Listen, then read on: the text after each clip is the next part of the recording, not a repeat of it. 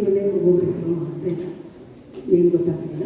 So ಎಲ್ಲ ಗಣ್ಯಮಾನ್ಯರಿಗೂ ನನ್ನ ಹೃತ್ಪೂರ್ವಕ ಅಭಿನಂದನೆಗಳನ್ನು ಸಲ್ಲಿಸ್ತಾ ಇದ್ದೀನಿ. ಹಾಗೆ ವೇದಿಕೆ ಮುಂಭಾಗದಲ್ಲಿ ಕುಳಿತಿರ್ತಕ್ಕಂತಹ ನಮ್ಮ ಭವಿಷ್ಯ ಪಾಪ್ ಮೂವ್ಮೆಂಟ್ ಸಂಸ್ಥೆಗೆ ಎನ್ವಿರಾನ್ಮೆಂಟಲ್ ಅಡ್ವೊಕೇಟ್ ಆಗಿ ಕಾರ್ಯನಿರ್ವಹಿಸುತ್ತಿದ್ದು, ಕ್ಲೈಮೇಟ್ ಚೇಂಜ್ ಎಂಬ ವಿಷಯದ ಬಗ್ಗೆ ಖಾಸಗಿ ಶಾಲೆಯೊಂದರಲ್ಲಿ ನಡೆಸಿಕೊಟ್ಟ ಕಾರ್ಯಾಗಾರ ಎಲ್ಲರ ಪ್ರಶಂಸೆಗೆ ಪಾತ್ರವಾಯಿತು. ಯಾರು ಹುಟ್ಟಿದಂತ ಆದ್ರೆ ಒಂದ್ ಹೇಳ್ಬೋದು, ಅವರು ಫಿಶರ್ ಮ್ಯಾನ್ ಮಗ.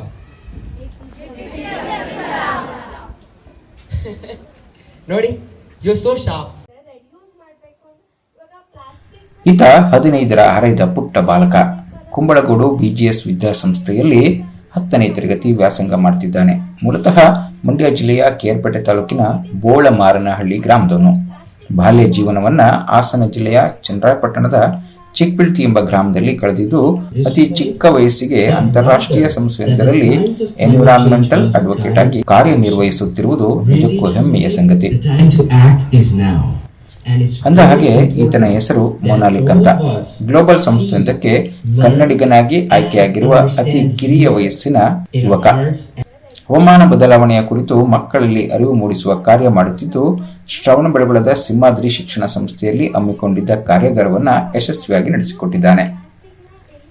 ಆರ್ಗನೈಸೇಷನ್ ಇದು ಪ್ರೊಟೆಕ್ಟ್ ಆ ಪ್ಲಾನೆಟ್, POP, ಪ್ರೊಟೆಕ್ಟ್ ಆ ಪ್ಲಾನೆಟ್ ಮೂವ್ಮೆಂಟ್. ಸೊ ನಾವೇನಂದರೆ ಮೇನ್ಲಿ ನಾವು ಸ್ಟೂಡೆಂಟ್ಸ್ಗೆ ಎಜುಕೇಷನ್ ಕೊಡೋದ ಮೇಲೆ ಫೋಕಸ್ ಮಾಡ್ತೀವಿ. ಕ್ಲೈಮೇಟ್ ಎಜುಕೇಷನ್ ಮತ್ತು ಒಳ್ಳೆ ಆ್ಯಕ್ಟಿವಿಟೀಸ್ ತೊಗೊತೀವಿ.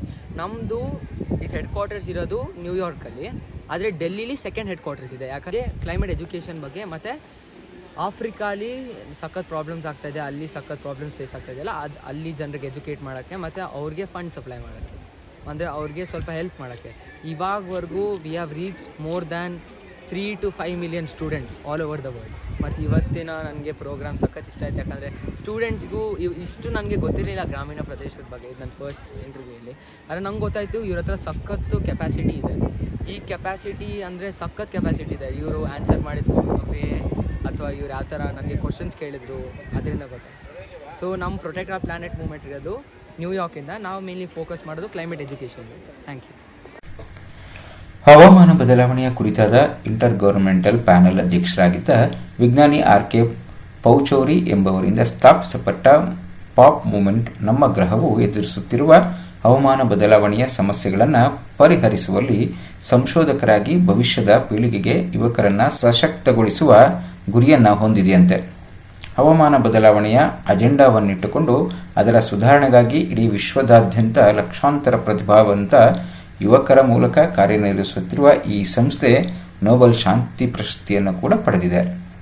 ನಮ್ಮ ಗ್ರಹವನ್ನು ಹೇಗೆ ರಕ್ಷಿಸುವುದು ಎಂಬುದರ ಕುರಿತು ಸಂಶೋಧನೆ ಆಧಾರಿತ ಚಟುವಟಿಕೆಗಳನ್ನು ಈ ಸಂಸ್ಥೆ ಒಳಗೊಂಡಿದೆ. ಒಟ್ಟಿನಲ್ಲಿ 15ರ ಹರೆಯದ ಪುಟ್ಟ ಬಾಲಕ ದೇಶ ವಿದೇಶಗಳ ಪ್ರತಿನಿಧಿಗಳ ಮುಂದೆ ವಿಷಯ ಮಂಡನೆ ಮಾಡಿ ಎಲ್ಲರ ಮನಸ್ಸನ್ನ ಗೆದ್ದು ಅಂತಾರಾಷ್ಟ್ರೀಯ ಸಂಸ್ಥೆಯೊಂದರ ಭಾಗವಾಗಿ ಕಾರ್ಯನಿರ್ವಹಿಸುತ್ತಿರುವುದು ನಮ್ಮ ಕರ್ನಾಟಕದ ರಾಜ್ಯಕ್ಕೆ ಮತ್ತು ನಮ್ಮ ಜಿಲ್ಲೆಗೂ ಕೂಡ ಹೆಮ್ಮೆಯ ಸಂಗತಿ ಎಂದರೆ ಅತಿಶಯೋಕ್ತಿ ಆಗಲು ಸಾಧ್ಯವಿಲ್ಲ.